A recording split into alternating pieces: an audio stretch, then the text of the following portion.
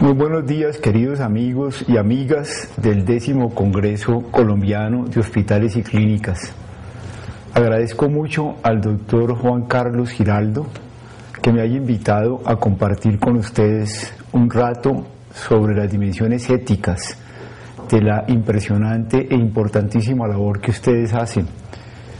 No pude hacerlo personalmente, pero con mucho gusto comparto con ustedes estas reflexiones en la oportunidad que nos dan estos medios de comunicación.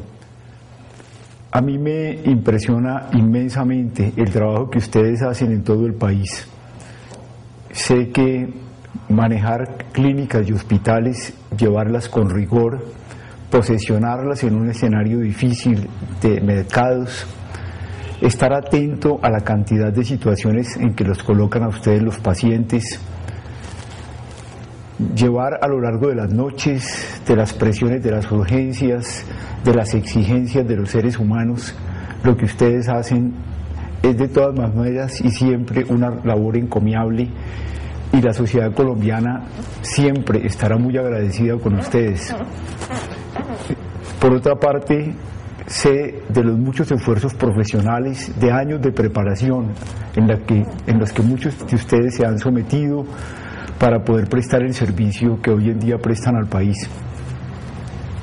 Eso, por supuesto, me da a mí la alegría y el honor de poder conversar con gentes como ustedes que asumen este tipo de responsabilidades tan serias y que significan tanto para todos nosotros como colombianos, los que no somos del campo de la salud, pero que nos acercamos con confianza a los hombres y las mujeres que llevan la responsabilidad de la salud.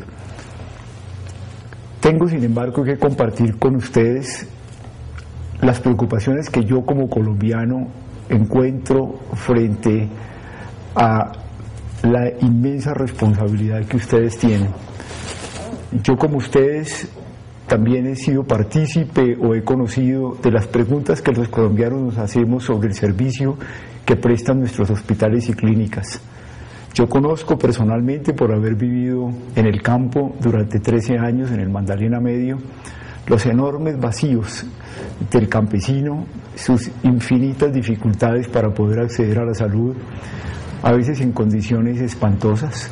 Recuerdo al hombre que se le había quebrado la columna en la cordillera de San Lucas y que tuvimos un día que bajar en una hamaca durante varias horas de camino para poder acceder, en circunstancias que fueron finalmente muy difíciles, a alguien que acogiera a un hombre que llevaba más de 24 horas sin poder orinar.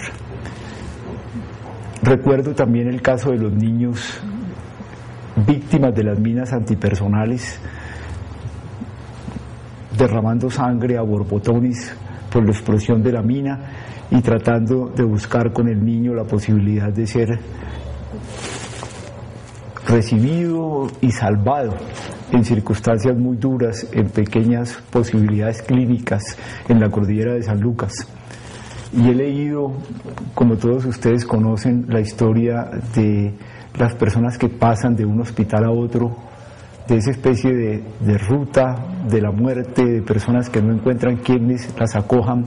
Y sé que son casos, uno no puede generalizar en ningún momento, pero que a todos nos dejan preocupados sobre en qué estamos nosotros y cuál es la responsabilidad y la grandeza humana con que nosotros estamos tratando los problemas de la salud. Me temo mucho que muchas de las cosas que nosotros vivimos en los hospitales y en las clínicas y muchas de las preguntas que nos hacemos los colombianos frente a la salud estén envueltas dentro de la crisis humanitaria que vivimos en Colombia. Y creo que todos, en una u otra forma, estamos participando en algo de lo que somos responsables todos los colombianos, pero que cada uno en su profesión, y ustedes particularmente en los desafíos enormes que tienen en los hospitales y clínicas, tienen que asumir.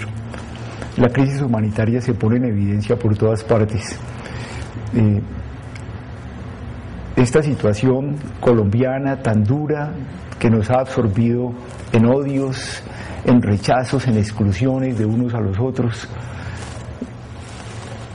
que las sentimos continuamente en muchas formas, el desplazamiento, de millones de colombianos, se habla de 3,5 millones de colombianos, los secuestros más largos del mundo, el dolor de las víctimas de diferentes formas en nuestro país, la dificultad para acceder a los servicios, la historia de los falsos positivos, de jóvenes colombianos en los barrios populares de Bogotá, en Soacha, por ejemplo, que fueron tomados por el ejército, llevados a la montaña, asesinados en la montaña y luego presentados como guerrilleros muertos en combate para conseguir prebendas militares. Podríamos enumerar muchas cosas de estas horrendas.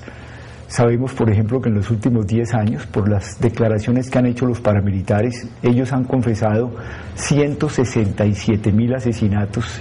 Esos son los confesados, hechos por ellos en este proceso de justicia y paz. ¿Quién sabe más cuántos otros asesinatos habrá que nunca se confesaron? El horror de la guerrilla, haciendo los secuestros más largos del mundo. 10 años, 13 años, 14 años de un hombre en la selva. Las masacres vividas. Lo que quisiera llamar la atención es, los colombianos nos hemos visto envueltos en esta totalidad, hemos tomado una actitud de señalarnos culpables, de tratar de descargar odios contra quienes hicieron las cosas, sin acabar de comprender que todos somos responsables de lo que ha pasado en Colombia. Y créanme que cuando digo todos, comienzo por pensar en nosotros, los que tenemos un liderazgo espiritual. ¿Qué fue el mensaje espiritual que nosotros le dimos al país para que hayamos caído en esta situación tan dura? Yo recuerdo en aquella película, que también es una obra literaria, de las uvas de la ira, hay un momento en que uno de los personajes, al ver lo que está pasando en el sur de California, en tiempos de comienzos del siglo pasado, cuando se vivieron situaciones inhumanas como las que nosotros estamos viviendo aquí, uno de los personajes se queda perplejo ante un grupo de desplazados que no encuentra quien los atienda para darles una medicina, para acogerlos en un momento de sufrimiento, y hace una exclamación muy fuerte, dice: no son humanos. Si fueran humanos, no aceptarían vivir en las condiciones en que ellos están viviendo. Y yo quiero invitarlos a ustedes a que reflexionemos un momento sobre esta realidad, porque aquí lo que está en juego es la dignidad de todos nosotros. Y quiero que reflexionemos un momento sobre esto, porque ustedes como médicos, ustedes como directores de clínicas y hospitales, están delante de la dignidad humana. Y en la medida en que ustedes comprendan la profundidad y la hondura de la responsabilidad que tienen, no solamente dignificarán a la persona que tienen delante, sino que se dignificarán a ustedes mismos y a sus familias y a las instituciones que ustedes están llevando a cabo como responsabilidad profesional. La dignidad humana es difícil de definirla y es más fácil describirla. La ve uno en el muchacho de la plaza China, aquel muchacho que en Pekín, delante de los tanques de guerra, se quita la camisa y se pone delante de los tanques en la plaza de Tiananmen y no deja pasar los tanques, haciendo sentir lo que vale el ser humano. Pero la dignidad humana también la ve uno en la mujer que muere con dignidad en un hospital, en la persona que, arriesgando su vida, sale a ayudar y a favorecer a los otros.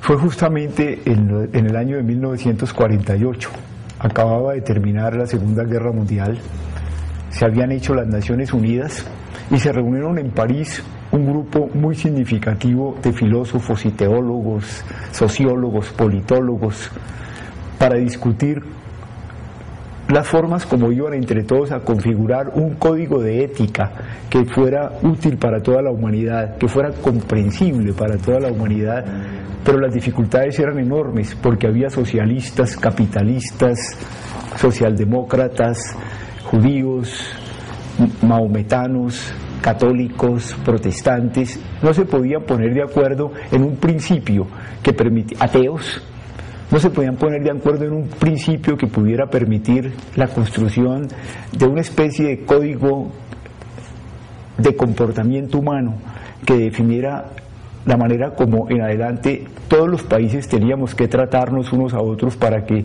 esta barbarie de la Segunda Guerra Mundial, que había matado más de 50 millones de personas, la mayor parte de ellos civiles en bombardeos, jamás volviera a ocurrir. Y fue un filósofo, Jacques Maritain, un filósofo católico, el que en vista de esa glosogalia que no se ponía de acuerdo, puso sobre la mesa una frase, y la frase decía: todos los seres humanos tienen igual dignidad. Pues sobre esa frase se construyeron todos los covenants, los convenios internacionales de derechos humanos que hoy en día nos rigen, y todos empiezan así: puesto que todos los seres humanos tienen igual dignidad, entonces se presentan los derechos de salud. Puesto que todos los seres humanos tienen igual dignidad, y se presentan los derechos sociales y políticos, y los derechos de las mujeres y los derechos de los niños. Los filósofos modernos hicieron mucho para comprender lo que nosotros entendemos por la dignidad humana. Kant, por ejemplo, que es quizás el padre de la modernidad filosófica, la expresa cuando dice, como la regla de oro: trata a los demás como tú quieres que los demás te traten a ti. Y luego lo formula de una forma mucho más interesante cuando dice, tratando de expresar lo que significa la dignidad: ningún ser humano puede ser utilizado como medio por otro para conseguir el fin que ese otro pretende. Es decir, diciendo, ningún ser humano puede ser utilizado ni por razones médicas, ni por razones políticas, ni para sacarle plata. Ningún ser humano puede ser utilizado por otro para conseguir un fin, porque cada ser humano es un fin en sí mismo, que nosotros todos tenemos que respetar. Por eso cuando llega ante ustedes una persona enferma a las puertas de un hospital, estamos ante una realidad que tiene un valor absoluto, la dignidad humana. Esta es la profundidad de estas cosas, independientemente de que usted sea ateo o creyente. Cuando usted está delante de un ser humano, está delante de un valor absoluto. Y un valor absoluto por esto, porque la dignidad humana, la dignidad de ese niño que le traen a usted al hospital, o la dignidad de esa señora que llega por un parto, o la dignidad del herido que recogen y tiran de pronto en unas urgencias en un hospital, usted está allí delante de un valor absoluto. Y cuando hablamos de un valor absoluto, estamos hablando de algo que vale muchísimo más que la clínica que usted tiene, que vale muchísimo más que el negocio legítimo que usted tiene de manejo de la salud, porque un ser humano no tiene precio. La dignidad humana, por eso, es absoluta en su valor. Si usted pudiera poner a un niño de los barrios pobres de Bogotá de un lado y del otro lado la formidable capacidad técnica de un hospital y todo el capital en él invertido para ver qué pesa más delante del misterio de la vida y de Dios, pues pesa más el niño en su totalidad, porque allí está usted delante de un valor absoluto. ¿Sabe por qué? Usted lo sabe, por qué es absoluto. Es que la dignidad humana nosotros no se la debemos a nadie. El prestigio de un hospital se debe a la plata que se ha puesto allí, a la capacidad de los profesionales que han traído, a los desarrollos técnicos que ustedes tienen ahí. Pero la dignidad de un ser humano no depende de nada. Nosotros no la hemos recibido ni del Estado, ni de la familia, ni se la debemos al gobierno, ni siquiera se la debemos a la religión que tengamos. La dignidad humana la tenemos simplemente porque somos seres humanos. Y es absoluta por eso. Y es tan absoluta que todos la tenemos por igual. No depende de si usted es el director de un hospital, olvídese. No crean ustedes que porque son directores de hospitales tienen más dignidad que los niños del Chocó colombiano, o que los campesinos nuestros de Caldas, o que los indígenas de Nariño o del Cauca que no han hecho ninguna educación. La dignidad humana la tenemos por igual. La dignidad no puede crecer, no se acrecienta porque usted tenga un título de Harvard o de la Universidad Javeriana, o porque usted termine siendo por un prestigioso científico del Hospital del Monte Sinaí en Nueva York. Eso no le aumenta la dignidad. En eso estamos todos a la misma altura. Ni la dignidad humana puede disminuir. Una persona porque se enferma, una persona porque llega donde usted es privada, una persona porque tiene SIDA, en nada ha disminuido su dignidad. Y requiere el mismo trato y la misma grandeza con que se puede tratar a un hombre que está tapado de plata o que es el presidente de un país o el alcalde de una ciudad. Y es allí donde se comprende que estamos tratándonos entre seres humanos en un hospital, cuando ustedes reciben, acogen, protegen, celebran la presencia de la grandeza de la dignidad humana que se ponen ustedes en cada persona que llega a las puertas de sus instituciones. Fíjense que lo mismo les pasa a otro tipo de profesional, al juez o a la gente que tiene que recibir personas que han sido condenadas a una prisión. Esa persona que llega a la prisión tiene exactamente la misma dignidad que los magistrados que lo están juzgando, y por eso, con todo cuidado, en el derecho se exige el debido proceso para la persona que llega a una cárcel por haber cometido un grave error humano. Con mucho mayor razón, la persona desprovista, como llega enferma, de muchas condiciones para sostenerse solo, para protegerse solo, y que simplemente quede en manos de ustedes para que ustedes asuman la dignidad de quien está allí, acojan esa dignidad y muestren su grandeza humana de ustedes en la forma como van a tratar a quien se abandone en sus manos en una clínica o en un hospital. Obviamente nosotros, los que somos creyentes, y sé que la mayor parte de ustedes presentes, como pasa a los colombianos en este 10º Congreso Colombiano de Hospitales y Clínicas, son creyentes. Ustedes no solamente son buenos profesionales, sino que aceptan que cada uno de nosotros existe por un misterio del amor de Dios. Los que somos creyentes tenemos bases mucho más profundas para pensar en la dignidad humana. Nosotros pensamos que cada niño, cada mujer, cada hombre que llega al hospital de ustedes o a la clínica de ustedes es un ser que existe porque Dios quiso tener con él o con ella una aventura para siempre. Le dio la vida, que ninguno de ustedes ni yo la recibimos o no la merecimos, la tenemos por un regalo de Dios. Y los creyentes pensamos que Dios hizo este regalo porque le da una importancia absoluta a cada uno de nosotros y quiere tener con cada uno de nosotros una historia de amor que no se acaba con la muerte y que nosotros no podemos entender, ni ustedes los médicos ni nosotros los teólogos. Quizás el caso más impresionante de la expresión entre nosotros los creyentes de lo que significa la grandeza del ser humano es el caso de Jesús en la última cena. Aquella noche en que sabe que no va a salir vivo y que lo van a matar, que se reúne con sus amigos y amigas para dejarles en una comida su último recuerdo. Y dicen los evangelios que se paró de la mesa, cogió una palangana con agua, se arrodilló delante de cada uno de esos hombres y mujeres y se puso a lavarles los pies. Y luego se puso de pie y les dijo: yo les he dado este ejemplo para que lo hagan así ustedes los unos a los otros. Un creyente sabe lo que eso significa. Es Dios de rodillas ante la dignidad humana, de rodillas ante el misterio de la grandeza de cada ser humano, independientemente de si es ignorante, como eran la mayor parte de sus apóstoles, o si es bueno o malo. Ahí estaba Judas y Jesús se arrodilló a lavarle los pies, simplemente para mostrar la grandeza de lo que es cada uno de nosotros. Nosotros los creyentes sabemos que la pasión de Dios es la dignidad humana, y nosotros sí quisiéramos que ustedes, los médicos y los directores de los hospitales y los directores de las clínicas, tuvieran esa pasión de Dios, que no los llevara a la locura del mercado, que es absolutamente pasajera, ni la